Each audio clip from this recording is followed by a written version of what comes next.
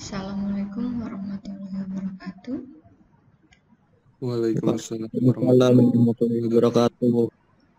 Selamat siang, salam sejahtera bagi kita semua. Mohon izin ya, barangkali apa itu namanya? Maaf sebelumnya, perkuliahan dilaksanakan secara tatap maya ya. Adik-adik tentunya di kediaman masing-masing ya, dalam kondisi dan keadaan sehat walafiat, itu harapan utama ibu ya, amin tentunya.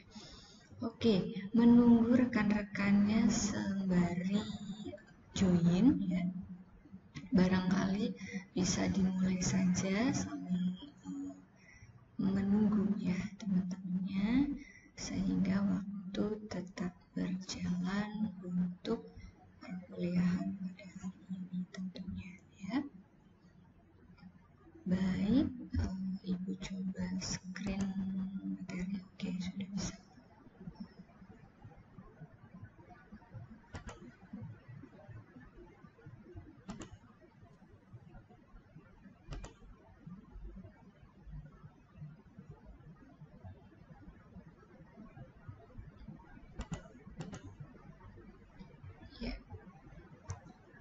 Untuk pertemuan minggu ke-9 ini ya, kurang dan lebihnya perjumpaan atau menuju ya, sebelum menuju UAS itu berarti sekitar 5 pertemuan kembali, semoga dapat diselenggarakan dengan sebagai mestinya. Adapun hal-hal yang tidak diinginkan, semoga bisa ada solusi atau alternatif lainnya ya, manakala memang tidak direncanakan ya.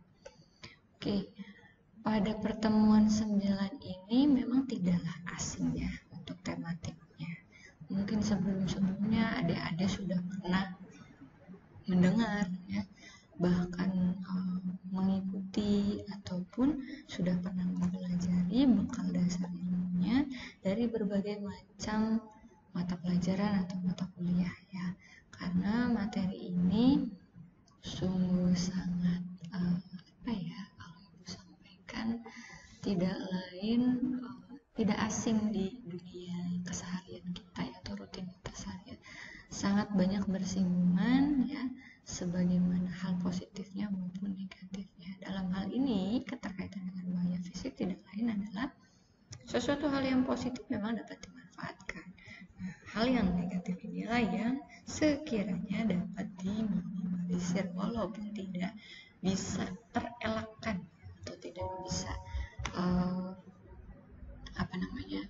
dihilangkan ya, karena memang tematik tentang bahaya radiasi ini atau fungsi daripada radiasi itu sendiri, ada hal nilai-nilai positifnya ya di dunia sehari-hari tentunya.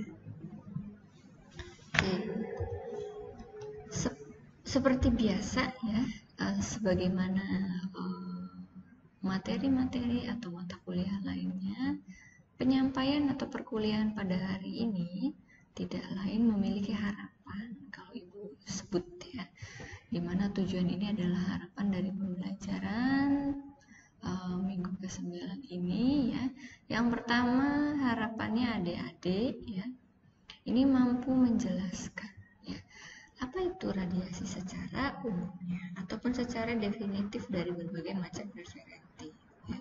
Karena memang referensi ini banyak sekali ya, bisa kita akses, bukan hanya dari penyampaian yang dilaksanakan pada hari ini ya, akan tetapi bisa saja dari berbagai macam buku-buku ya, ataupun apa itu namanya jurnal ya, ataupun literasi lainnya. Namun secara umum ada dapat memahami apa itu tentang radiasi, baik secara referentif atau pemahaman yang dimaknai oleh adik masing-masing, tidak melenceng daripada secara keilmuan. Yang kedua, di mana adik-adik dapat menjelaskan tentang bahaya atau dampak. Nah, ini berarti hal yang negatif ya, yang membahayakan, baik bahaya itu bagi seseorang ya, dalam hal ini adalah kalau di tempat kerja berarti pekerja ya, ataupun makhluk hidup lainnya ya, berkaitan dengan flora dan fauna ya, ataupun lingkungan sekitar. Karena dampak ini kan bukan hanya terasa pada manusia saja ya khususannya, tapi berbagai hal lintas atau keterkaitannya. Kemudian yang ketiga tidak lain adalah adik-adik ya mampu menjelaskan upaya pengendaliannya secara keilmuan tentunya ya. Sebagaimana yang sudah diketahui pada minggu-minggu sebelumnya dan sering kali disampaikan ya, untuk upaya pengendalian secara keilmuan. Memang suku katanya atau jumlahnya hanya 5 ya atau 6 hierarki pengendalian yang kita ketahui itu konsepnya ya. Tapi uraian-uraian daripada tematik dan kasus-kasus yang dijumpai akan beragam narasi tentunya ya. Oke. Secara umum ya ada beberapa referatif yang dikutip ya, yang tadi disampaikan pula secara awal ya, bahwasanya radiasi ini konotasinya ya, atau value-nya ya, itu tidak hanya negatif. Jadi tidak menjudge bahwasanya itu bahaya itu seluruhnya radiasi, itu tidak.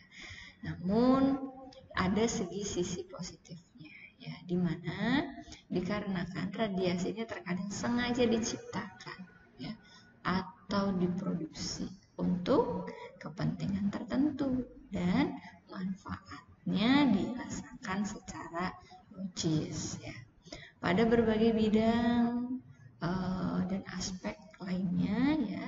Tujuannya bisa dimanfaatkan oleh manusia serta makhluk hidup lainnya, bahkan di lingkungan sekitar. Jadi ada sisi positifnya memang ya, ada kesengajaan yang diciptakan gitu ya atau diproduksi. Nah, sisi positifnya, jadi tidak hanya konotasinya itu tidak hanya negatif bahaya saja gitu. Akan menimbulkan penyakit ini, penyakit itu, ini dan itu, ini dan itu misalnya, atau bisa terjadi kerusakan lingkungan karena radiasi ya. Nah, jadi bukan hanya hal tersebut ya, secara gambaran pengertian ataupun pemanfaatannya ya secara umum. Dan ada referensi mengatakan ya, kesulitan lainnya menyangkut seputar tentang radiasi tidak lain adalah cara rambanan yang sulit dideteksi ya, transmisinya memang sulit dideteksi karena tidak kasat mata ya, ataupun panca indera kita ya tidak kasat panca indera penciuman misalkan ya. Jadi radiasi ini sulit untuk dideteksi secara kasat mata. Disebabkan ya pancaran energi dalam bentukannya ini seperti atom-atom atau foton-foton ya. Ini sifat fisikanya ya. Atau melalui panas ya, transmisi panas ya, sesuai dengan objek daripada transmisinya. Memang tidak dapat dilihat secara kasat mata, tidak dapat dirasakan secara kosong ya tanpa menggunakan alat ataupun lain. Tapi terkadang seringnya ya, dampaknya ini memang terasa ya. Nah, inilah kesulitan yang memang disampaikan bahwasanya radiasi cukup berbahaya yang manakala memang tidak dapat dilihat ataupun dirasakan secara tidak menggunakan alat deteksi ataupun alat ukur tentang radiasi gitu ya. Inilah kiranya gambaran daripada radiasi. Bentukan sifat fisikanya radiasi itu seperti apa? Bentukannya seperti foton, seperti atom-atom ya, dan proton ya, hal-hal yang demikian ya. Jadi debu saja memang segitu kecilnya masih dapat kita lihat ya. Sedangkan radiasi ini kan sulit untuk dilihat secara kosong mata ya, tanpa alat bantu deteksi radiasi. Oke.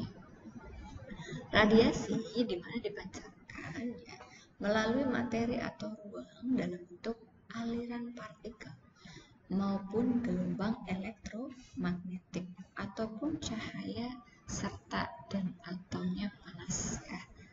Inilah pancaran energinya. Ini baru bisa kita rasakan ya. Kalau bentukan daripada radiasinya ini kan sangat kecil ya. Pancaran energi ini mudah dan dapat kita rasakan ya. Gelombang elektromagnetik ini bisa dari bunyi-bunyian ya, dan atau cahaya yang bisa ada perubahan warna dan sebagainya ya, ataupun pancaran panas ya, sehingga terasa suhunya. Dalam hal ini, suara cahaya, sinar matahari, bentukannya ya, inframerah, sinyal radio, dan televisi merupakan bentuk daripada contoh-contoh radiasi ya, yang dapat dirasakan. Di mana ada juga yang mengatakan radiasi ini merupakan energi dalam bentuk gelombang partikel. Semua kehidupan telah berevolusi di lingkungan yang penuh dengan radiasi. Tidak akan terelakkan ya. Kemungkinan besar tidak ada mungkin ketika zaman purbakala ya, radiasi yang memang diciptakan itu tidak ada. Mungkin radiasi secara alamiah memang ada ya. Nah, kalau di zaman era sekarang sudah sangat berevolusi sekali ya. Artinya dimanapun kita berada itu pasti ada yang namanya komponen-komponen daripada radiasi ya, atau media yang memang diciptakan ya, ada mengandung ya bentukan-bentukan radiasi ya. Nah, prinsip transmisi radiasi ini dari pancaran, hantaran ya, dan serapan energi dalam bentuk partikel berupa foton ataupun gelombang. Tadi disampaikan aliran berupa partikel, gelombang elektromagnetik, cahaya ataupun panas ya. Oke. Nah, implementasi pada rutinitas keseharian ya, di mana bisa dimanfaatkan di kehidupan rutinitas ya, seperti tidak lain dalam bidang medis itu kan ada alat-alat deteksi ya, seperti ronsen, CT scan, MR, kemudian apalagi itu ya, USG dan sebagainya. Itu kan menggunakan bentukan-bentukan daripada diciptakan ya, memang sengaja diciptakan, ada mengandung radiasi di situ ya, ataupun secara bentukan alamiah lainnya ya. Namun yang memang sengaja diciptakan ini terkadang ya, tidak adanya controllingnya atau manajerial yang baik, perawatan dan sebagainya, itu dapat memicu timbulnya dampak-dampak yang tidak diinginkan ya. Nah, itu yang memang menjadi PR ya. Artinya di bidang industri sekalipun ya, bidang nuklir misalkan ya, itu kan bentukan sumberan daripada keberkaitan radiasi ya, disengaja diciptakan untuk apa? Bisa saja ya di bidang industri elektrikal ya, di mana radiasi atau nuklir ini kan sebagai tenaga alternatif atau pembangkit listrik yang memang dayanya sangat besar, sengaja diciptakan kan. Nah, namun ketika tidak ada manajerial yang baik, bisa saja terjadi ledakan, kemudian bertaburanlah itu radiasi-radiasi yang tidak terkontrol di lingkungan sekitar hingga merusaknya flora dan fauna ya, bukan alam semesta saja, bukan manusia saja, tapi alam semesta juga dapat terdampak hal tersebut ya. Ini beberapa kasus di negara lain memang pernah sempat terjadi ya, sengaja diciptakan ketika terjadi human error atau error sistem. Dampaknya ini kan terasa ya, bukan hanya di negara tersebut, bahkan ke tetangga negaranya ya. Dan radiasi ini sulit dinetralkan ya, ketika sudah tidak terkontrol, karena memang radiasi yang tercipta tidak terkontrol ini ya sungguh sangat cukup bahaya ya. Oke. Dimana kekuatan daripada radiasi ya yang bekerja tentunya tampak pada struktur atom ya, ini secara fisikanya ya.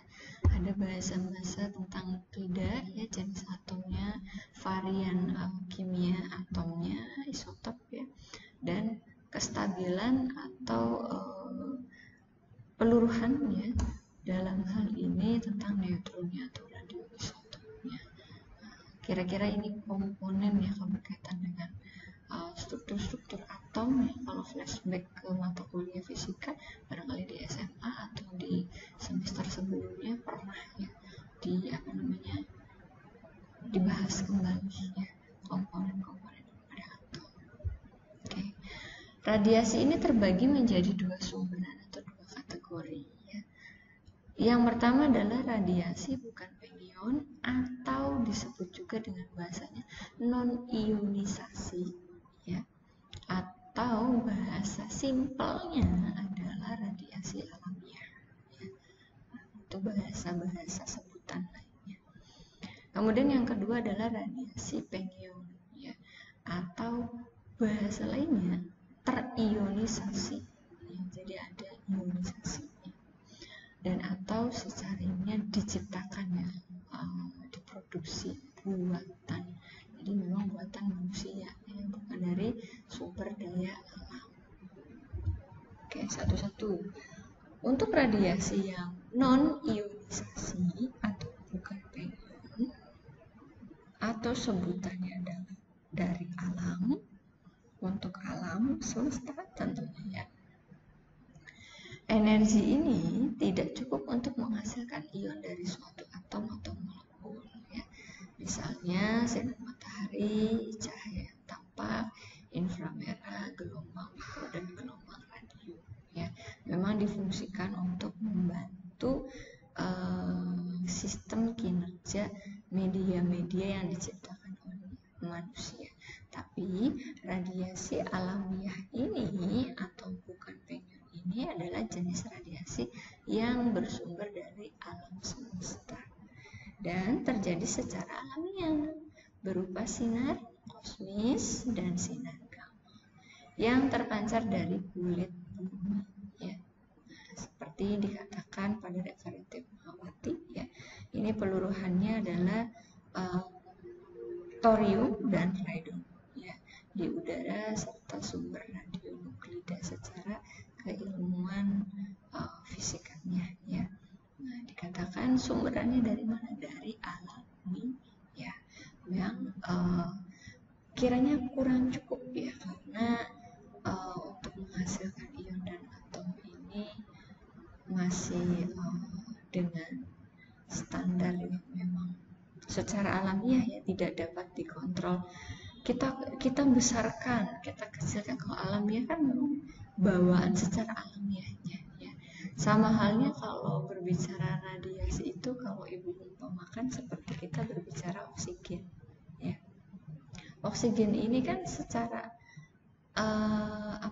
secara alamiah memang keberadaannya ada ya, yaitu dari sumber-sumber alamiah. Namun oksigenasi di mana ada diciptakan oleh manusia dengan alat penyimpanan seperti tabung oksigen, itu kan oksigenasi. Nah, itu kan diciptakan ya.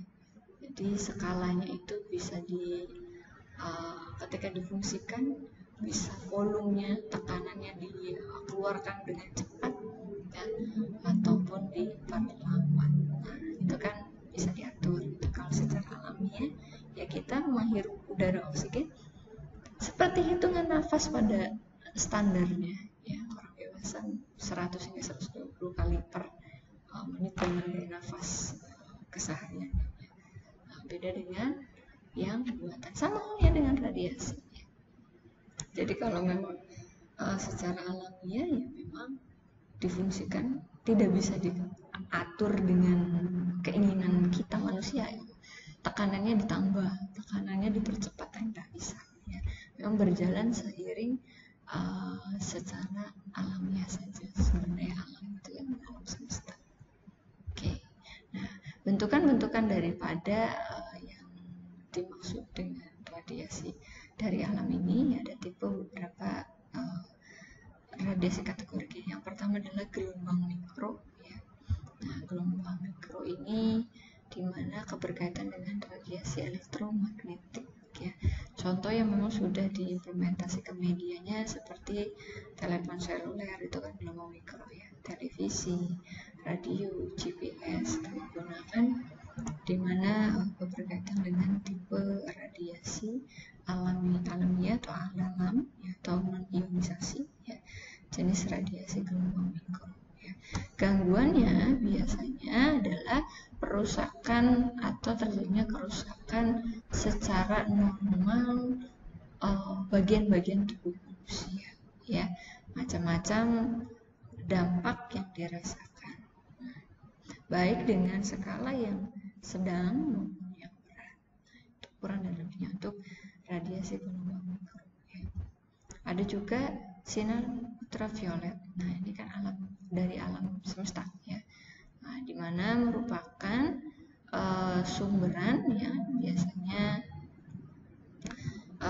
cahaya yang dimana dengan panjang gelombang antara 100 hingga 400 ini ya, dibagi menjadi beberapa spektrum. Ada sebutannya mungkin sudah tidak asing ya, ada UVA, UVB, dan UVC ya. Sebutan tersebut ya, dimana bersumber pada matahari ya, secara alamiah tentunya ya. Sinaran atau radiasi ultraviolet ini mengandung radiasi ultraviolet klasifikasi A, B, atau C ya, yang dimana tersaring sepenuhnya oleh ozon, namun tetap saja ada yang lolos ya, artinya kalau di screen lolos sehingga jatuh ke permukaan bumi ketika terkena manusia, ada sesuatu dampak di situ yang terjadi ya, sesuatu yang tidak diinginkan ya.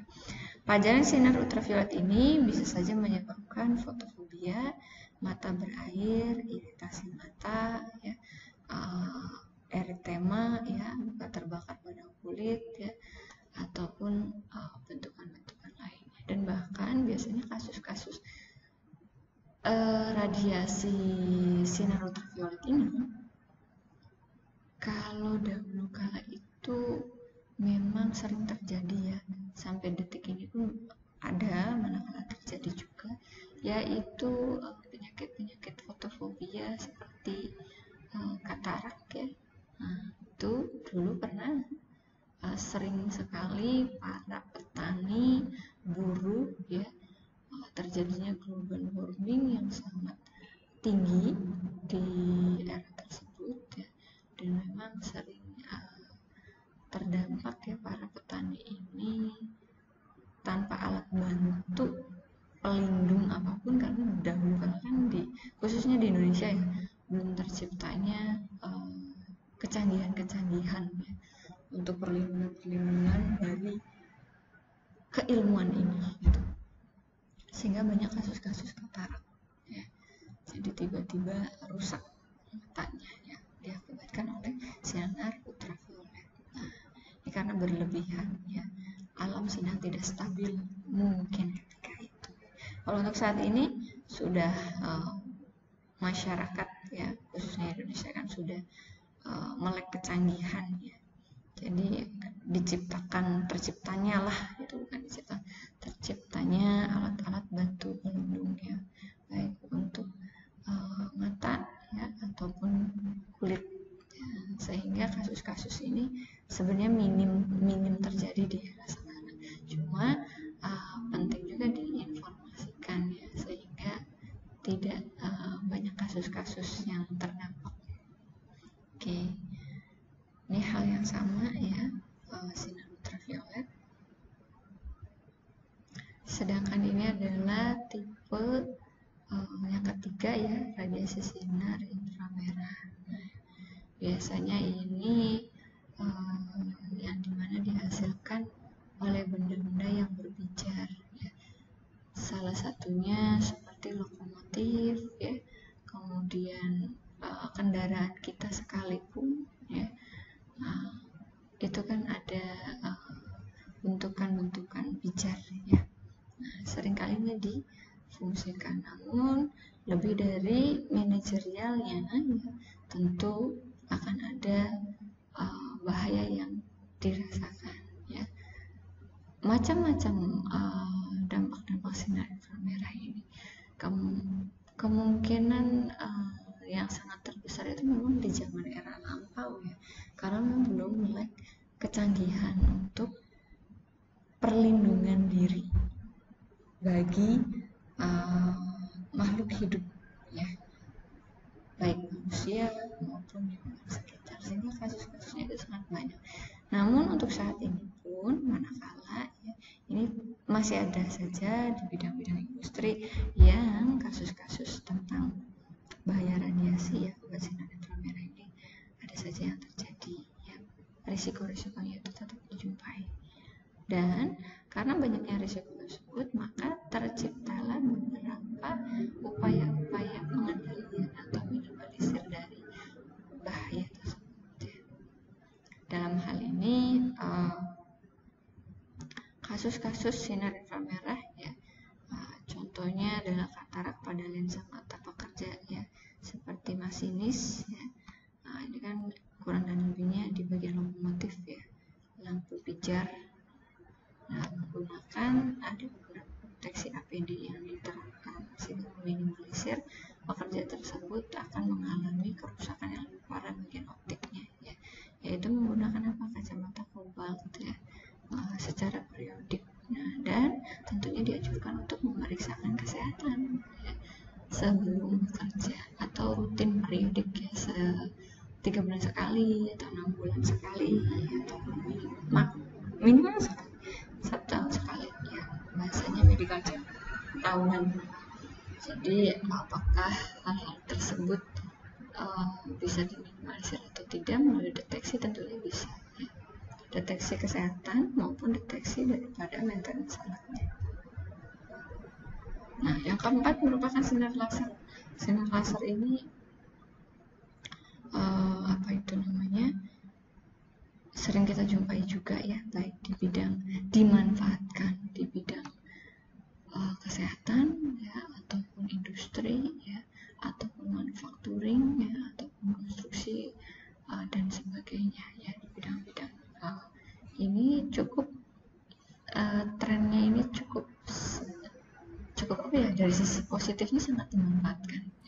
Kalau dalam bidang medis ini kan adik-adik sudah tidak asing ya mungkin ya. Ketika mengoperasi pasien dahulu kala itu kan menggunakannya pisau kecil ya, pisau kecil yang memang tajam sekali ya. Mungkin mohon maaf sebelum di bidang sirkumsisi atau di bidang sunat sekalipun ya, dahulu kala itu kan menggunakan gunting ya, gunting memang manual gitu. Zaman sekarang itu kan udah canggih, pakainya laser. Nah, ini dari segi positifnya memang dirasakan manfaatnya ya. Jadi tanpa harus manuality, sekarang sudah beralih ya, kecanggihan memanfaatkan sinar laser tersebut ya, bahasanya lasik atau laser. Itu dari segi bidang kesehatan ya, banyak implementasi yang menggunakan sinar radiasi bentukan sinar laser ini ya. Ataupun di bidang industri keramik ataupun lainnya. Nah, itu untuk cuttingnya, pemotongannya itu kan tidak menggunakan gerenda yang besar, tapi ada juga yang memanfaatkan sinar laser untuk cuttingnya. juga dimanfaatkan. Namun memang ada dampak-dampak yang tentunya yang dirasakan pula oleh pekerja atau lingkungan sekitar apabila memang terjadi error sistem atau human error ya, itu yang memang dikhawatirkan ya. Nah, dampaknya seperti apa ya, contohnya kerusakan kornea, ini lagi-lagi kembali ke bagian optik ya, kerusakannya atau jaringan-jaringan mata lain lebih spesifiknya ya, karena terserap cahaya daripada sinar lasernya. Dan adapun sebutannya pilot itu pernah ada teror ya, teror laser, cahaya laser mengarah ke pilot ketika sedang melakukan ini kan penerbangan. Nah, itu juga merusak konsentrasi, bahkan bisa merusak mata sehingga pandangan dalam mengemudi pesawatnya pun tidak fokus dan sangat membahayakan untuk seluruhnya. Itu kan dampak negatif juga ya. Kembali biasanya dampak negatif ini tidak lain perusakan pada beberapa panca indera kita ya, dan perlukaan lainnya. Oke, ini yang sangat sungguh miris sebenarnya, ada yang salah menggunakan ataupun sengaja ya. Itu kasus-kasusnya untuk sinar laser ini banyak ya. Oke, berikutnya dimana jenisan yang kedua ya, yaitu radiasi pengion. Radiasi pengion ini atau memang buatan ya, sengaja radiasinya itu diciptakan, sumber radiasinya kalau alamiah ini kan sudah ada namun difungsikan ya, si foton-fotonnya ini difungsikan dengan disatukan dengan media yang dibuat oleh manusia ya, seperti yang disampaikan tadi. Kalau ini memang benar-benar sumber radiasi itu diciptakan oleh manusia gitu ya, bukan hanya medianya tapi sumbernya. Kasus besarnya ini adalah bidang nuklir ya. Nah, di Cina sudah sudah mengembangkan ya, yang namanya bidang nuklir ya. Isunya ini kan ingin menyaingi matahari. Isunya ya. Cina ini memang terlalu canggih sehingga apalagi yang diteliti, mereka ilmuwan-ilmuwan di sana sangat luar biasa. Jadi ingin menyaingi matahari. Bagaimana caranya ya, dia ciptakan itu sumberan radiasi ya. Namun tentu pasti akan ada bahayanya. Bahayanya mungkin saja itu bukannya terdampak di Cina saja, tapi kayaknya satu bumi ya, bisa jadi ya. Karena memang ini sangat di negara-negara lain ketika mendengar isu Cina menciptakan nuklir ya untuk menyaingi matahari, isunya demikian, tapi tujuan lainnya itu tidak tahu ya. Sangat mengkhawatirkan sekali karena memang membahayakan ya, bukan hanya bagi kesehatan pekerjanya yang di lingkup tersebut, tapi masyarakat, lingkungan ini juga wanti-wanti ya, khawatir gitu. Tapi semoga tidak terjadi apa-apa. Kekhawatiran bisa saja terjadi, tapi harus secara logis juga disikapi ya. Tentunya proteksi upaya-upaya itu kan skalanya besar ya, untuk nuklir ini. Dari beberapa manfaat lainnya adalah diciptakan untuk energi pembangkit listrik alternatif dan lainnya, mungkin bisa saja demikian ya. Oke. Baik, untuk radiasi yang buatan ini ya, dimana dikatakan energinya ini mampu melepaskan elektron dari atom sehingga mengganggu keseimbangan elektron ataupun protonnya, memberikan muatannya dalam muatan positif pada atom ya, dan menghasilkan ion. Jadi dia mengionisasi ya, pengion atau sebutannya ionisasi ataupun buatan ini ya. Jadi energinya ini mampu melepaskan elektron dari atomnya ya, terlepas karena memang ciptaannya. Ada 3 jenis mengatakan. untuk peluruhan radioaktifnya. Ada juga 4-5 ya, tapi memang sifat fisika sebenarnya ini. Yang pertama itu peluruhan radioaktifnya adalah radiasi tipe alfa ya. Kemudian ada beta dan gamma. Ini sudah tidak asing ya, berkaitan dengan fisika kali ini ya. Jadi Ibu hanya sekilas mengulas saja sebutan-sebutannya. Ya. Terdapat beberapa tipe tersebut ya untuk radiasi buatan ini ya. Untuk yang alfa ini kan terdiri dari partikel alfa ya. Dan skala uji cobanya untuk muatan positif daripada alfa ini ya, kemampuannya itu bisa tidak terlalu besar kalau aku sebutkannya. Jadi cukup menembus objek ya, tapi skalanya kecil, dia terbatas ya. Memang relatif minim untuk kemampuan daripada radiasi alfa ini ya. Dan dimana untuk radiasi alfa ini ya tidak begitu berbahaya karena bisa dihalau hanya oleh selembar kertas untuk radiasi alfa ini. Jadi tidak begitu berbahaya sebutannya ya. Sama kertas saja bisa dihalau, apalagi ke tubuh kita. Berarti tidak masuk ke jaringan atau organ tubuh kita gitu ya, untuk si radiasi alfa ini. Karena memang material atau pajanannya ini sangat terbatas ya, kekuatannya bahasa lainnya. Oke. Kalau alfa memang sifatnya minim ya. Kemudian ada beta.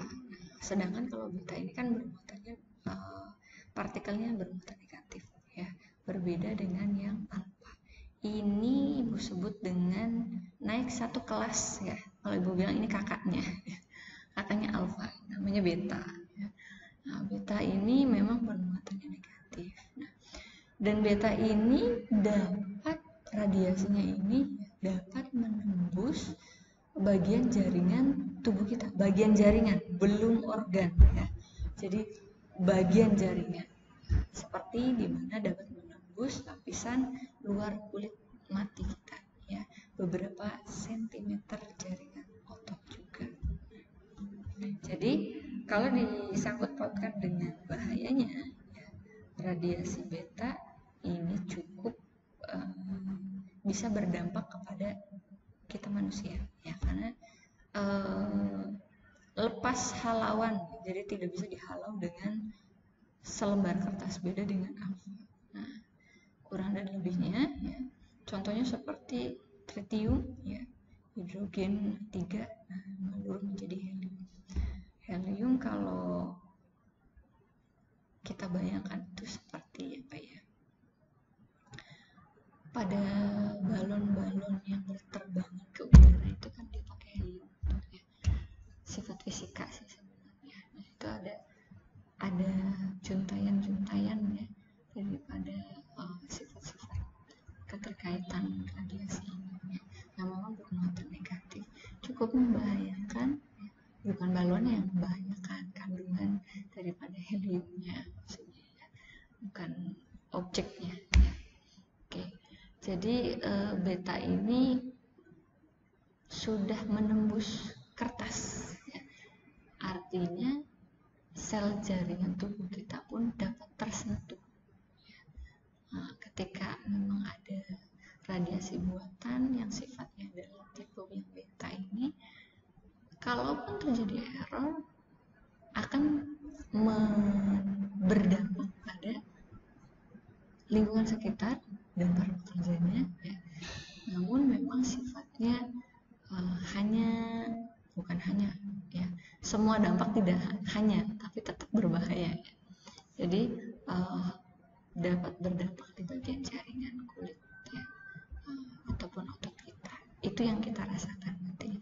Entah itu kerusakan kulit, luka bakar ya, ataupun jenis lainnya ya, yang memang dikategorikan sebagai penyakit dampak-dampak daripada radiasi beta ya. Bagaimana cara menghalangnya? Tentunya adalah penerapan manajemen pengendalian daripada radiasi tersebut. Berbagai macam cara menghalangnya. Di mana dikatakan dapat dihalau atau dihentikan. Kalau dihentikan itu yang kalau ibu berkonsep adalah sumberan buatannya kita matikan, ya. Tapi ini adalah diminimalisir. Nah, cara perlindungan kecilnya ini bisa dihalaunya dengan plastik, ya, kaca ataupun bentuk logam. Jadi tidak tidak kertas, ya. Kalau kertas kan komponennya beda, serat-serat, ya. Kalau ini adalah bisa dihalaunya dengan plastik, kaca ataupun logam. Bukan berarti kita nanti pakai baju yang bermaterial logam, ya, atau plastik atau kaca, tidak demikian. Kalaupun memang diciptakan jenisan tipe radiasi beta ini di ruangan misalkan, ya, tujuannya untuk penelitian dan sebagainya, mungkin saja bisa lingkungan khusus laboratorium tersebut, ya, itu dilapisi dengan dinding-dinding yang bersumberan mix, ya, fiber, kaca, atau mungkin bisa gitu, ya. Maksudnya upaya perlindungannya demikian sehingga tidak keluar dari ruangan penelitian tersebut. Itu, ya. Ada juga tadi dikatakan gamma, ya, gamma. Nah, ini sebutan tipe IR lainnya adalah radiasi foton, ya. Nah, ini radiasi elektromagnetik di mana terdapat gaya gerak listrik, medan magnet yang dihasilkan oleh arus listrik, ya. Nah, ini banyak sekali dimanfaatkan, ya, untuk keterkaitan elektromagnetik ini, ya, sengaja diciptakan untuk sumberan-sumberan pembangkit elektromagnetik, ya. Nah, dikatakan dapat menempuh jarak lebih jauh daripada radiasi alfa dan beta, ya. Ini yang lebih berbahaya lagi, ya. Kategoris sama dengan gamma, ya, foton ini, ya, menembus jaringan tubuh dan organ, ya, seperti mesin ronsen, ya, atau radiasi sinar X, ya. Itu kan kurang dan lebih bisa melihat organ dalam tubuh kita, ya. Nah, kalau berlama-lama atau terjadi human error, bisa terjadi kerusakan sel, ya, bisa terjadi kerusakan organ tubuh manusia atau jaringan yang lebih dalam, ya, bukan hanya jaringan otot ataupun kulit, ya, kulit ataupun tidak, ya. Jadi terdampak hingga dapat menembus organ tubuh kita untuk si radiasi foton ini, ya. Nah, bagaimana cara menghalaunya? Tentunya ada kelemahan, namanya pun dibuat oleh manusia. Oleh karenanya tentunya manusia pun menciptakan solusi untuk menghalau, ya. Jadi bisa dimanfaatkan, tapi memang akan ada dampak, ya. Nah, agar tidak berurai kemana-mana, diproteksi lah, ya.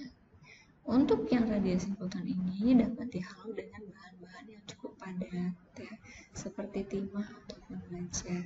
Oleh karenanya biasanya di ruang-ruang yang baik itu industri khusus penelitian tentang radiasi, ya, ataupun di bidang medis sekalipun yang memang bersumberan keberkaitan dengan radiasi gamma ataupun foton ataupun lainnya, ya, di atas daripada alfa dan beta itu disettinglah untuk proteksi penggunaannya, ya. Jadi hanya di area tersebut saja, ya.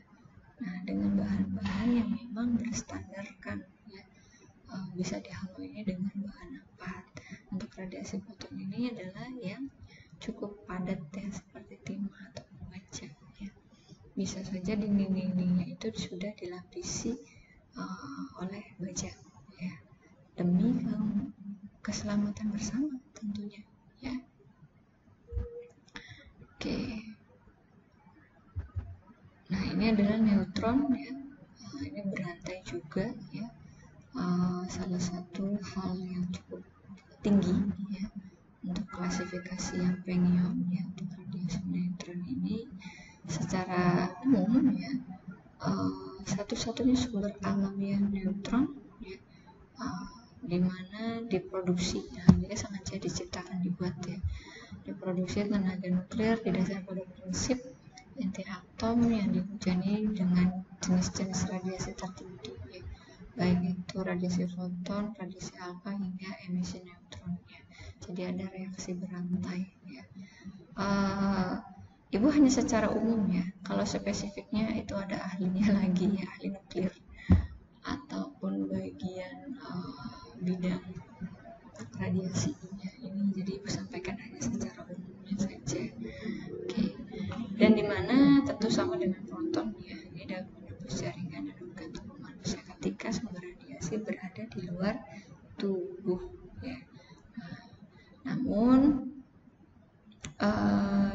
tentunya ketika diciptakan ada kelemahan ya, jadi bisa dihalau sebetulnya, sehingga ada perlindungan untuk pengguna-penggunanya ya.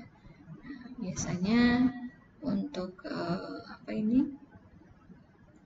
halauan-halauannya ya hampir mirip dengan yang proton tadi ya, jadi bisa dihalau dengan benda-benda padat ya, dari berbahan tim ataupun baja ya. Tapi memang sifatnya ini neutron ini adalah reaksinya cukup berantai ya, karena ada reaksi pemecahan dari inti atom ya, radiasi anti alfa maupun emisi-emisi lainnya. Oke, ini hanya gambaran saja ya, dimana jenis yang ionisasi ini ya untuk alfa belum bisa menembus jaringan ya, sedangkan beta sudah dapat menembus jaringan manusia ya. Jadi untuk kertas ya, apalagi sudah dapat terlewati ya. Untuk proton dan neutron ini hampir sama ya, hanya bedanya adalah ketika terjadi emisi reaksinya tidak berantai, kalau yang proton, kalau neutron ini berantai ya. Sebutan lainnya seperti yang nuklir lah namanya ya, itu kan gabungan daripada beberapa jenisan radiasi ionisasi ya. Oke, jadi cukup berbahaya ya untuk yang buatan ini, bukan cukup lagi dan memang sangat berbahaya. Oke, ini gambar ilustrasinya ya, untuk halauan-halauannya. Oke, untuk regulasi ya yang mengatur di bidang industri ya ataupun di tempat kerja khususnya ya tentang radiasi ini ada dari berbagai referensi, acuan ya, dan standar regulasi. Di Indonesia memang undang-undang tertua tentang keselamatan kerja ini belum tergantikan ya, sampai detik ini masih ya, berdiri kokoh ya, Undang-Undang 1 tahun 70, di mana keberkaitan tentang radiasi terdapat pada pasal 3 ayat 1G ya. Nah, ada juga di Undang-Undang ILO ya, perburuhan internasional ya, di mana cukup ya membahas tentang keterkaitan hygiene khususnya tentang radiasi ya, dan perlindungan para pekerja ya tentunya. Dan ada dari Kemenaker dan Seri juga ya, nomor 51 tahun 99 tentang nilai ambang batas faktor fisika ya, standarisasinya. Kalaupun ia ada industri ya, maupun industri elektrikal ataupun industri lainnya yang memang menggunakan ya sumberan-sumberan radiasi, tentu harus menerapkan sebagaimana mestinya regulasi Indonesia. Kekhususannya adapun regulasi dari standar internasional itu tambahannya ya, ataupun yang tidak wajibnya ya, agar lebih baik, bisa saja demikian. Oke, itu regulasinya ya. ibu tidak akan menyampaikan lebih detail dalam artian untuk radiasi ini, karena memang hanya sekilas secara umumnya saja ya. Jadi apa itu radiasi, dampak secara dirasakan secara umum ya, dan upaya pengendaliannya. Jadi tidak ranah tentang jauh lebih dalam tentang radiasinya, tidak ya, secara umum saja. Dimana untuk regulasi Kemenaker Seri nomor 51 tahun 99 ada batas faktor fisika untuk radiasinya ya, berapa apa itu megahertz ya, frekuensi terpajannya, kemudian berapa menit, berapa detik untuk waktu pajanannya. Ini sama seperti standar kebisingan ya, nilai ambang batas ya, untuk gelombang mikro ya, dari beberapa frekuensi ya. Oke. Sedangkan ini pajanan sinar ultra ungu ya, untuk atau di tempat kerja ya, nilai ambang batasnya. Jadi berapa menit efektifnya untuk radiasi ya terpajan ya untuk sinar ultra ungu ini. Manfaatnya macam-macam ya, yang difungsikan di berbagai macam industri yang menggunakan sinar ultra ungu ya. Oke, ini pengendalian waktu kerja ya, apabila terpajan atau terpapar radiasi sinar ungu. Oke, ini dari Menkes ya, di mana tentang persyaratan dan tata cara penyelenggaraan kesehatan lingkungan kerja perkantoran ya, keberkaitan dengan tingkat radiasi medan listrik, karena kan radiasi ini ada yang memunculkan sumber tipenya itu elektromagnetik ya. Jadi ada medan listrik dan medan magnetik listrik yang di tempat kerja. Kurang dan lebihnya, lebih detailnya sebenarnya ada terlampir pada Menkes tahun 2002 ini, tahun nomor 1405 ya, lebih detailnya. Kiranya berapa menit, berapa detik, berapa jam terpajan dan maksimalnya ya. Oke. Ini suatu hal yang sama ya di Menkes nomor 1405 ini ya, tidak lain ada upaya pencegahannya ya, keberkaitan dengan radiasi medan listrik ya, sehingga penerapan atau standarisasi ini dapat diterima oleh lingkungan halayak ramai tentunya ya, jadi lingkungan sekitar maupun orang sekitar. Oke, ini masih hal yang sama ya. Nah, ini juga tentang radiasi dari Peraturan Pemerintah Nomor 33 Tahun 2007 tentang keselamatan radiasi penion dan keamanan sumber radioaktif ya, jadi yang buatan atau sebenarnya yang ionisasi ya. Pada pasal 1 ayat 1 dikatakan di mana keselamatan radiasi penion yang selanjutnya disebut keselamatan radiasi ini adalah tindakan dilakukan untuk melindungi pekerja, anggota masyarakat dan lingkungan hidup dari bahaya radiasi. Jadi pemerintah juga ikut andil ya untuk memprotek ya, sehingga ketika banyak yang mengevaluasi, mengawasi dan adanya regulasi yang diterapkan, boleh-boleh saja, sah-sah saja yang menggunakan radiasi penion ini, namun harus mengindahkan regulasinya. Sehingga apa? Sehingga tidak tidak berakibat yang lebih fatal secara mikro maupun makro ya. Oke. Radiasi dapat mengakibatkan kerusakan sel melalui dua cara, yaitu secara langsung maupun tidak langsung ya.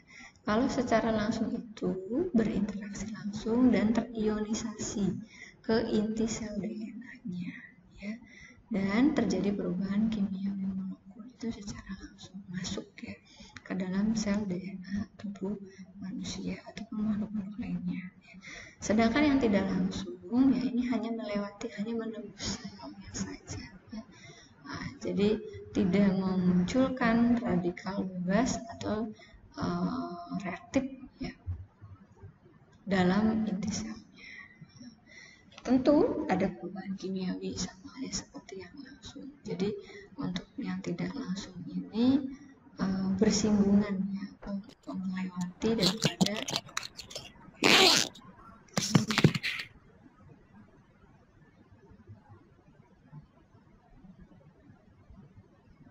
Iya. Oke. Jadi melewati saja ya, tidak kontak langsung. Tetap hampir hal yang sama dengan yang langsung ya, mengionisasi juga. Oke. Perubahan kimiawi pada molekul DNA yang tidak dapat diantisipasi oleh sel dapat mengakibatkan kerusakan hingga kematian sel. Kita ketahui bersama, kerusakan sel saja itu tubuh manusia akan merasakan risiko bahayanya, apalagi kematian sel. Timbullah sebutan-sebutan diagnosa penyakit nantinya ya. Bisa saja yang sifatnya penyakit permanen ya, ataupun lain sebagainya ya. Ini dimana akibat kerusakan sel ya, daripada terinteraksi ya, bersinggungan dengan radiasi. Oke. Tentunya efek radiasi ini ya bergantung dari jumlah pajanan, lama pajanannya ya, rentang waktunya, jarak terpajannya ya, inti daripada efek-efek radiasi tersebut ya. Serta apakah melebihi batas nilai ambang batas yang telah ditentukan oleh berbagai macam regulasi yang berlaku khususnya di Indonesia ya, ataukah tidak ya. Kalau memang berinteraksi langsung tapi dalam lingkungan pekerjaan tersebut ya, nilai daripada radiasi yang digunakan tidak melebihi ambang batas yang telah ditentukan oleh regulasi, sah-sah saja ya. Mungkin hanya mengalami kelelahan karena kan bisa saja sel tubuh kita ini sedikit demi sedikit memang melayu ya.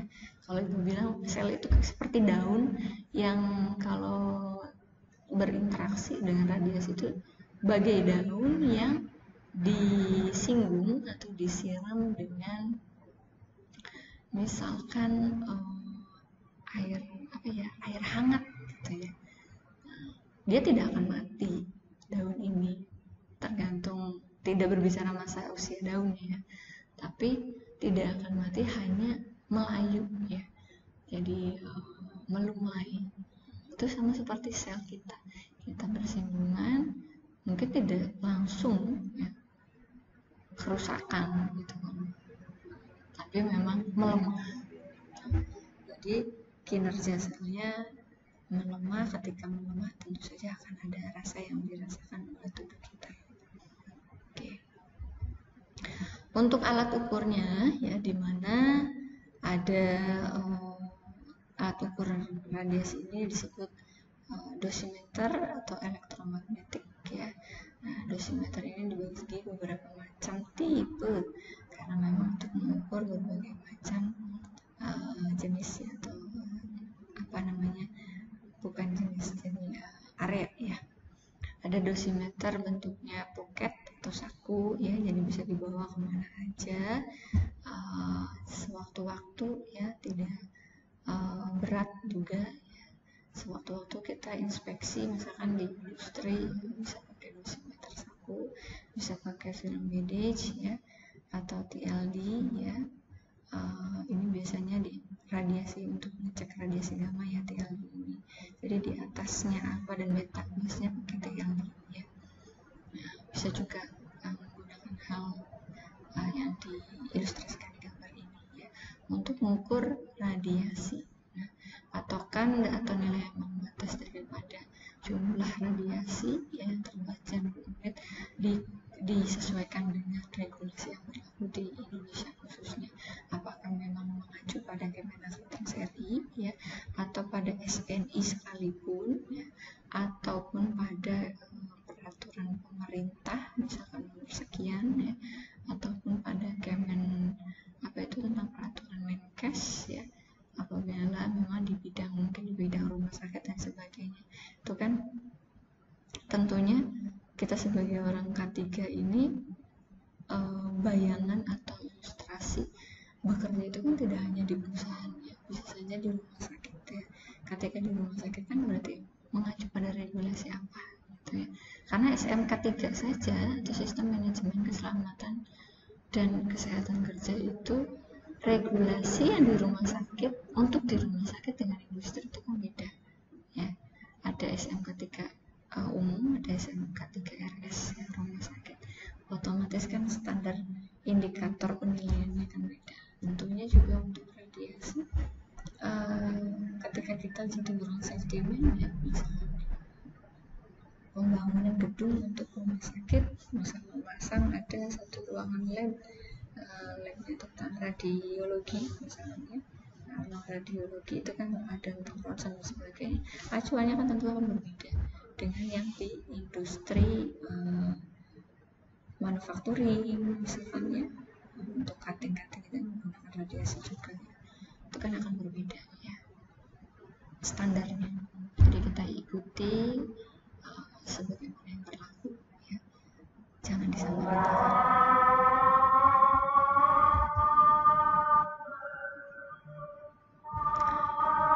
Jeda sebentar menunggu azan ya. Mohon izin.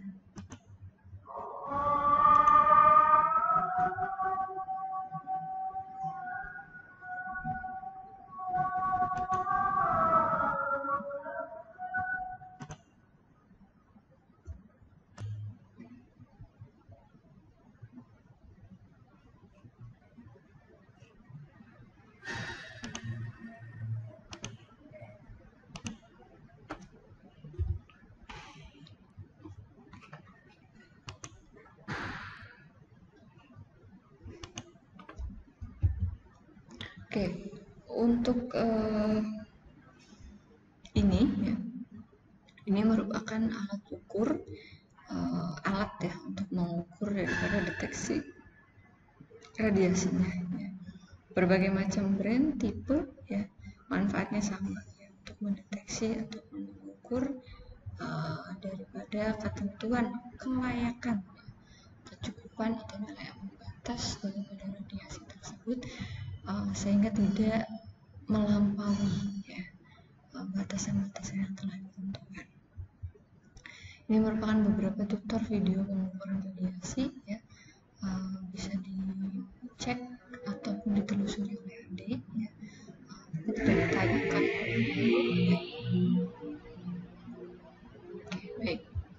Nah, ini beberapa gambaran ya efek bagi kesehatan tubuh manusia ya, keterkaitan dengan radiasi yang non ionisasi ya, atau sebutnya yang alamiah ya, sebutnya yang alamiah ya. Sehingga ada beberapa radiasi ultraviolet ya, visible dan sebagainya yang memang akan berdampak pada beberapa organ tubuh kita ya, seperti pada bagian mata maupun pada bagian kulit ya. Baik sebutannya itu disebut penyakit katarak ya, atau fotokeratitis ya, itu berarti keratinnya yang kena ya, atau eritema, terbakarnya kulit ya, ataupun kanker kulit dan sebagainya. Ini akan terasa ya, atau sebabnya berdampak cukup berbahaya ya. Nah, ini reaksi sel ketika terpapar ya, berhadapan dengan radiasi ya. Sel ini kan macam-macam di tubuh kita ya, ada sel darah merah, sel darah putih ya, dan sebagainya yang memang kita sebut dengan sel. Flashback kembali tentang fisiologis tubuh manusia ya, keberkaitan dengan sel ini ada nukleus ya, kemudian dan sebagainya. Sel ketika terpapar oleh radiasi, perumpamaannya ibu sampaikan seperti daun tadi ya, dimana ketika terpapar terus menerus ya, sel ini mengalami kesakitan mungkin ya, sebutannya demikian. Kalau mengalami kesakitan ini kan bisa saja ada kerusakan ya. Kerusakan ini apakah bisa meregenerasi dengan sendirinya sel tubuh kita ini ya, atau bahkan tidak sama sekali pulih ya meregenerasinya. Kalau tidak sama sekali pulih, otomatis sel ini akan mengalami game over ya. Kalau sel ini mengalami game over, nah, yang terkena ini sel apa dalam tubuh kita ya, misalkan bagian sel kulit kita, itu bisa saja memunculkan penyakit luka bakar ya, karena sel itu tidak bisa hidup kembali, luka bakarnya akan berbekas juga, tidak bisa regeneratif ya kulit kita ini, ataupun kanker kulit ya. Nah, itu karena sel ini mengalami kematian ya, game over kalau ibu sebutnya. Atau selnya mengalami kelemahan ya, dia dapat meregenerasi sendiri ya ketika terpapar berlebihan, mengalami kritis ya, kerusakan kritis ya, atau sakit, tapi dia bisa memperbaiki walau lambat sehingga mengalami kelemahan. Ketika mengalami kelemahan ya, otomatis kinerja daripada sel tersebut kan melambat.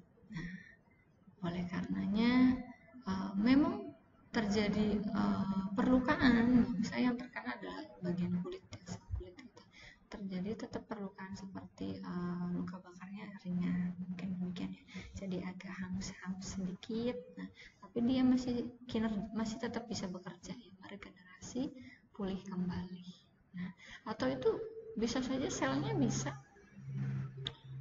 pulih ya, jadi tidak melemah, tidak game over juga, tapi pulih, memang benar-benar sehat kembali gitu ya, dapat bekerja sesuai dengan sistem kerja selnya. Otomatis tidak akan ada dampak-dampak yang terasa ya. Mungkin itu secara reaktifnya atau reaksi sel tubuh kita itu terhadap radiasi ya, ketika berinteraksi gitu ya, terkena paparan radiasi. Sama lain seperti daun-daun ya, ibu selalu berumpamanya inti sel ini atau sel tubuh kita itu seperti daun ya. Ketika terpapar, disiram dengan air hangat kuku, hangat yang cukup hangat yang sangat hangat ya, bahkan sampai panas. Ini kan perubahan warna daun ini kan dapat terlihat ya, dari layu, besok lagi terpapar lagi, sedikit lagi layu, tetap layu, tapi tetap masih bisa bekerja kan. Ketika disiram dengan sangat suhu airnya sangat panas, ini kan bisa game over juga daunnya hingga menguning, meranggas, dan pupus lah, sudah game over di situ. Itu perumpamaannya ya, kalau ibu ilustrasikan seperti dedaunan. Oke, ini dampak daripada radiasi ya. Ada sebutan-sebutan penyakit ya, disampaikan dari referensi Mahawati. Bisa saja terjadi hiperpigmentasi, dampaknya ya, katarak, kanker kulit, kanker organ tubuh manusia, kanker otak, tumor otak ya, Alzheimer, hilang konsentrasi. Nah, mungkin kalau hilang konsentrasi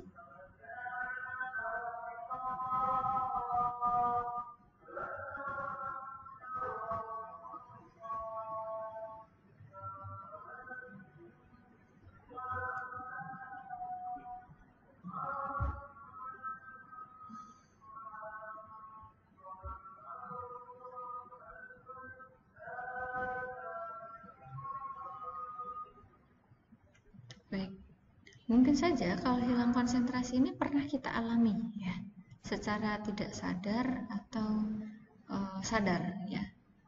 Radiasi di lingkungan sehari-hari kita ini kan kayak gadget, mobile, ini kan ada radiasinya ya deh sebenarnya. Kontak ini kan secara langsung atau tidak langsung sebenarnya ya. Nah, dimana radiasi ini kalau kita fungsikan, kita gunakan media ini lebih dari 2 jam sebetulnya, bahkan 24 jam bersama kita, kadang-kadang kita mengalami pusing, ya, pening.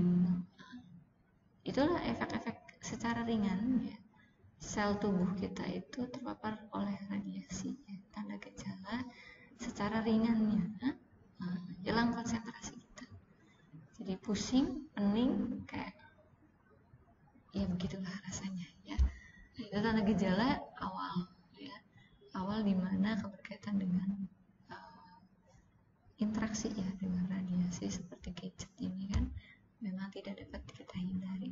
Gadgetnya punya manfaat, tapi lebih dari waktu guna atau waktu paparan akan terasa pula oleh kita dampaknya. Mungkin dampaknya tidak terasa sekarang, ya, dengan pajanan yang cukup lama baru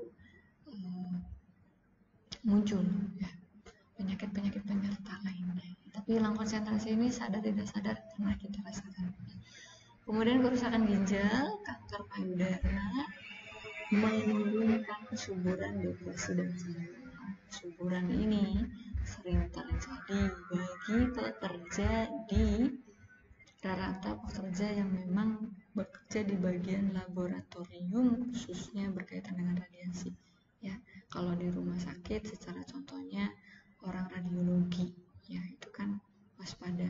Dan kenapa yang bekerja di bidang radiologi rata-rata adalah laki-laki, tidak wanita, ya, karena memang dapat merusak kesuburan reproduksi pada manusia.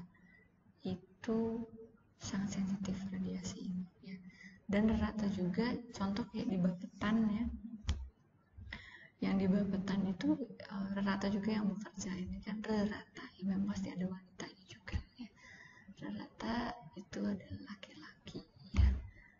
Bukan berarti mendiskriminasikan, ya, bukan, karena memang bahaya radiasi ini bisa juga menurunkan tingkat kesuburan manusia, ya, akibat dari paparan radiasi. Kalau sudah menurunkan kesuburannya kan tidak dapat tidak dapat sebagaimana mestinya makhluk hidup, ya, dalam perkembangannya.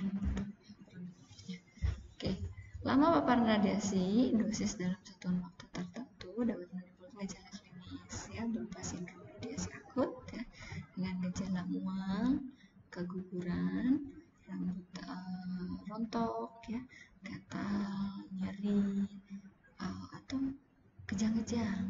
Ini gejala, tanda gejalanya, ya, sindrom radiasi akut, ya. Atau efek ini jika terjadi dalam waktu lama dapat menimbulkan kematian pula, ya. Itu sudah ada penelitiannya, ya, untuk radiasi sangat membahayakan.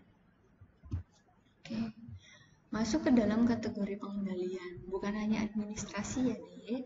Artinya konsep hierarki pengendalian ini cukup baik diimplementasikan untuk meminimalisir daripada dampak atau bahaya yang tidak terkontrol tadi, ya, yang disengaja atau tidak disengaja, atau terjadinya kebocoran, human error, human system, ya, dalam manajerial radiasi, ya.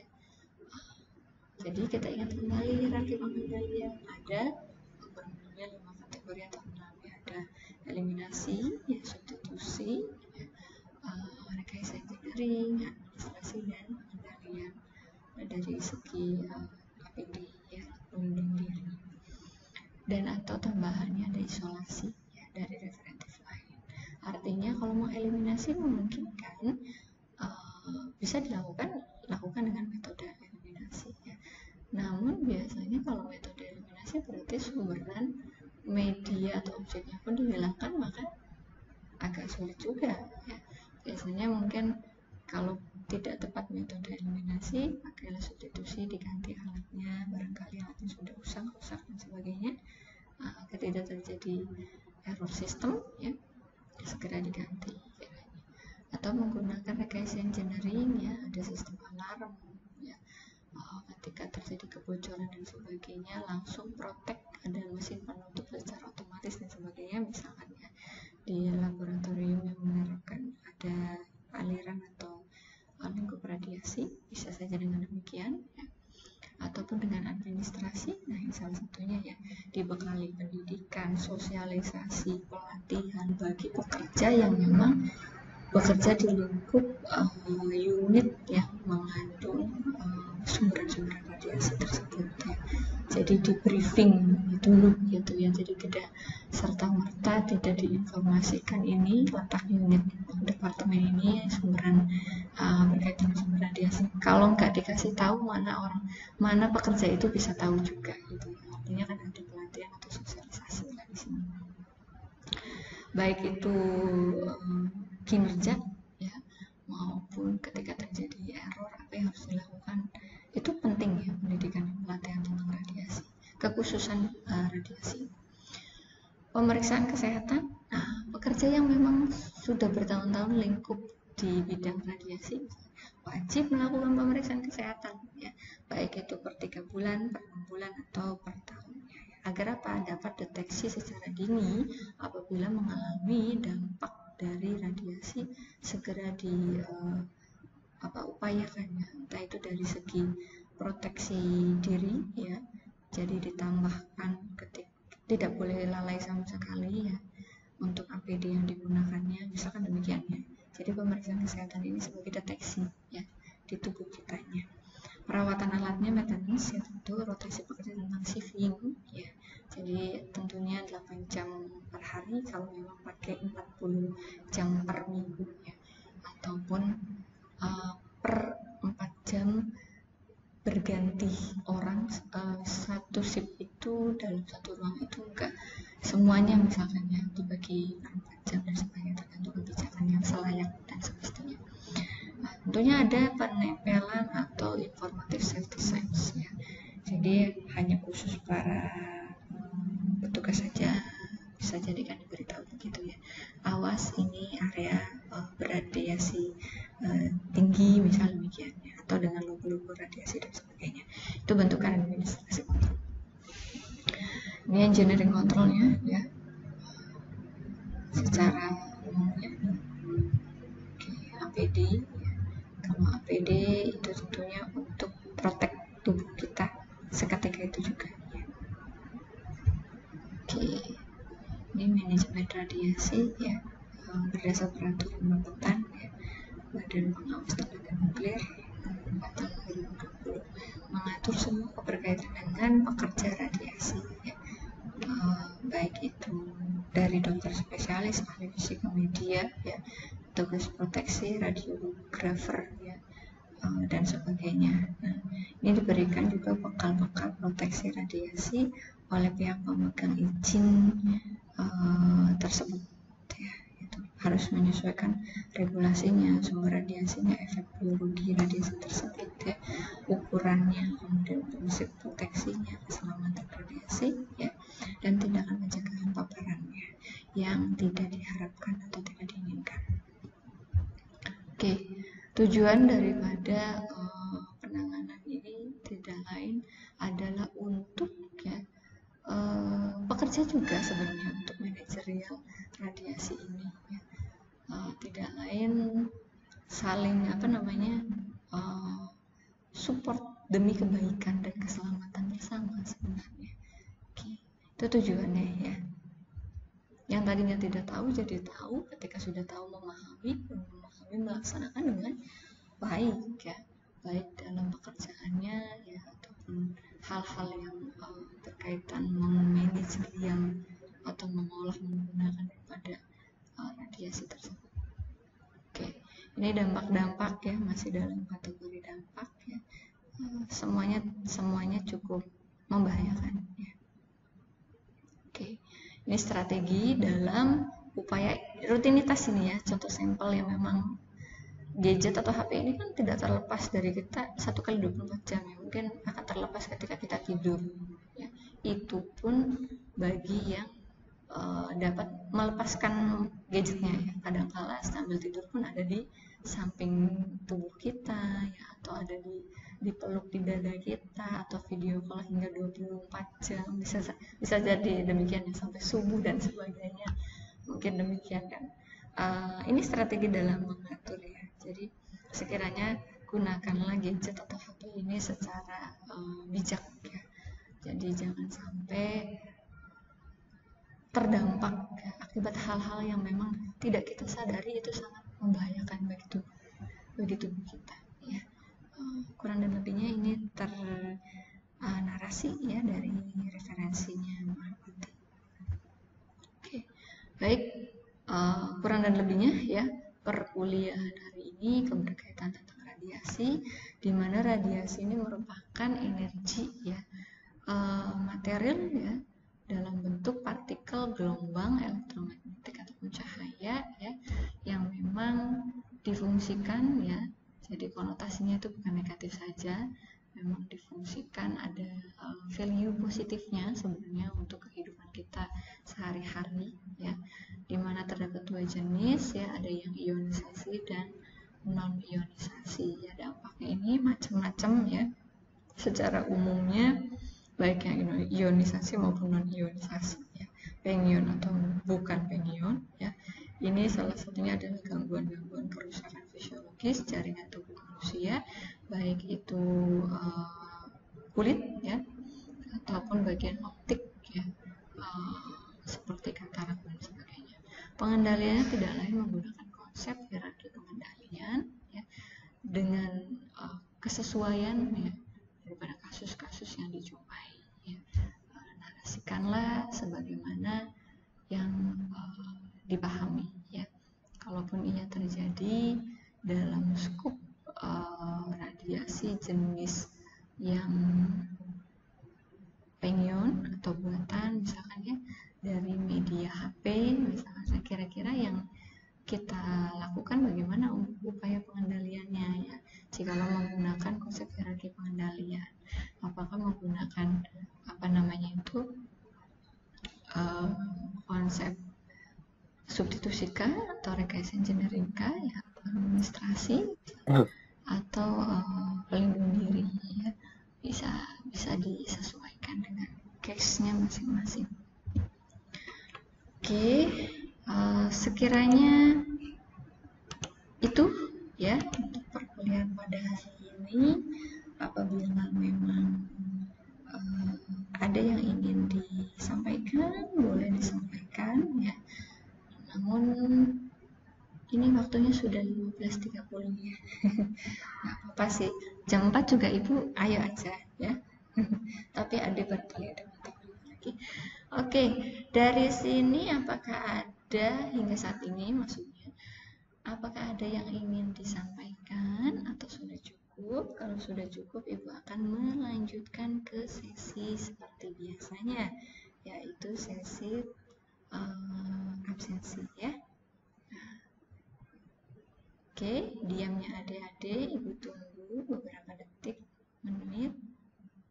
Oke, kalau memang sunyi, Ibu simpulkan sebagai udah Bu, lanjut aja Bu, yuk absensi. Saya udah ada mata kuliah lagi nih Bu setelah Ibu. Oke, baik.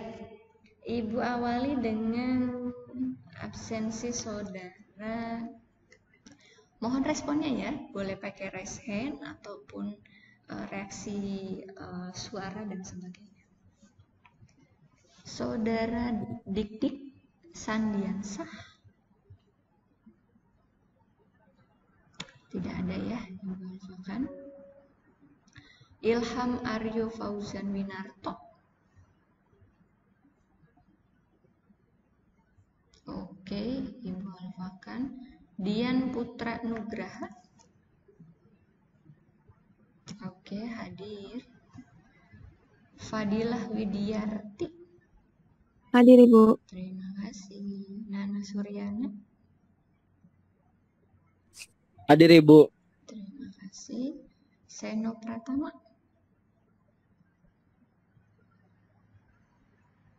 Seno.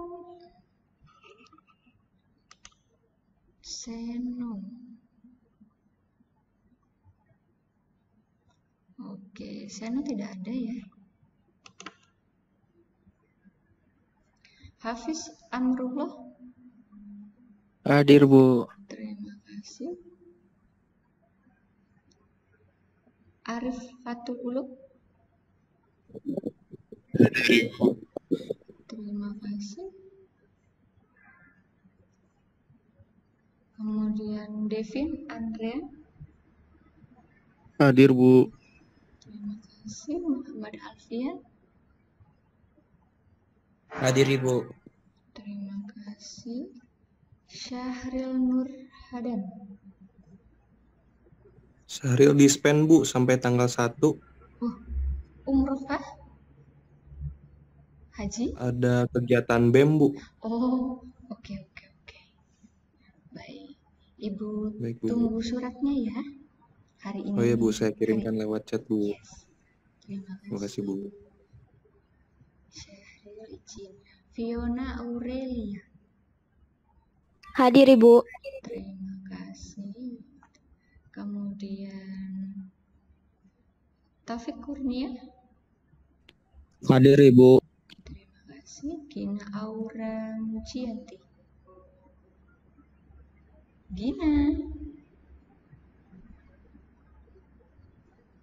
Gina Aura? Tidak ada? Oke, Gina tidak ada ya. Ibu alfakan RD Muhammad Yazril Fahreza. Hadir, Ibu. Terima kasih. Erdilan Wasman. Erdilan. Oke, Erdilan tidak ada juga. Muhammad Khairul Anam. Muhammad Khairul Anam. Hadir, Ibu. Terima kasih. Ferdi Kusuma. Ferdi Kusuma.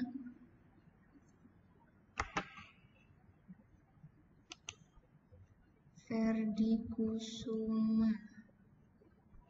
Oh, tidak ada ya Ferdi Kusuma. Ibu alfakan. Azan Sahri. Azan Sahri.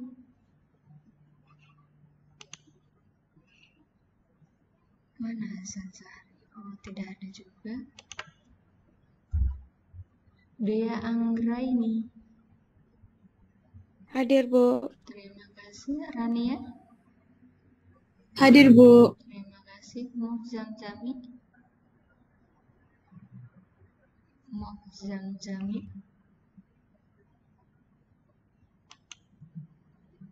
Nggak ada ya. Mohzamzami. Adam Agusman. Hadir, Bu. Terima kasih. Cacah Meilastri. Hadir, Bu. Terima kasih. Rehan Alfaresi. Hadir, Bu. Terima kasih. Adam Syafi'i. Adam Syafi'i. Oh, tidak ada ya. Andi. Hadir, Bu. Oke, bukan temannya Egi ya. Sahran. Hadir, Bu. Oh iya, lupa Ibu. Muhammad Rian Faiz. Hadir, Bu. Terima kasih. Arjuna Dias Fahrezi. Arjuna tidak ada ya. Andika Munggaran. Tidak ada juga. Muhammad Dika Maulana Raihan. Hadir, Bu. Oke. Benaya Kevin. Hadir, Bu. Terima kasih. Andin Salsabila Putri. Hadir, Ibu. Terima kasih. Hamim. Hadir, Bu. Ibnu Muhaini. Hadir, Bu. Terima kasih. Umar Muhammad Mahri. Hadir, Bu. Terima kasih. Yang tidak hadir 1, 2, 3, 4, 5, 6, 7, 8, 9, 10, 11, 12 dengan izin. Ada 12 anak. Ibu sebutkan ulang yang tidak hadir. Andika Munggaran, Arjuna Dias Fahrezi, Adam Syafi'i, Mohzamzami, Azan Sahri, Ferdi Kusuma. Ibu. Dalam siapa itu? Oh, Mohzamzami hadir. Mohon maaf, Bu. Iya. Hadir, Ibu. Oke. Dilanjut ya. Azan Sahri, Ferdi Kusuma, R. Dilan Wasman, Gina Aura Mujiati, Sahril Nurhadan Izin, Seno Pratama, Ilham Aryo Fauzan Winarto, Dik Sandiansa. Itu yang tidak hadir, berarti ada 11. Satunya izin. Ya, sudah Ibu cukupkan.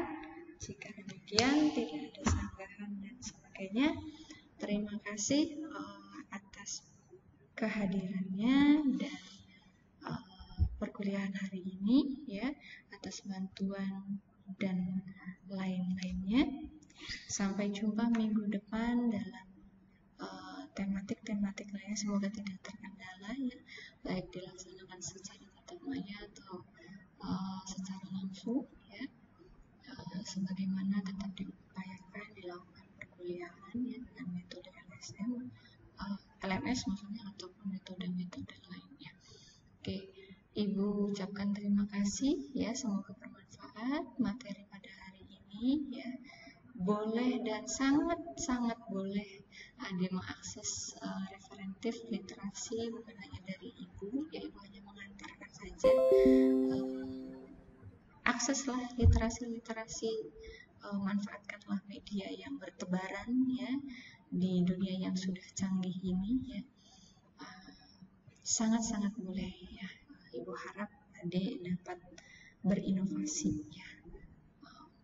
Kiranya begitu, ya. Sekali lagi Ibu ucapkan sangat terima kasih. Mohon maaf apabila ada ketidakpuasan, kesalahan atau salah sebut dan sebagainya, ya. Ibu cukupkan. Selamat sore. Wassalamualaikum warahmatullahi wabarakatuh. Sampai jumpa minggu depan. Terima kasih.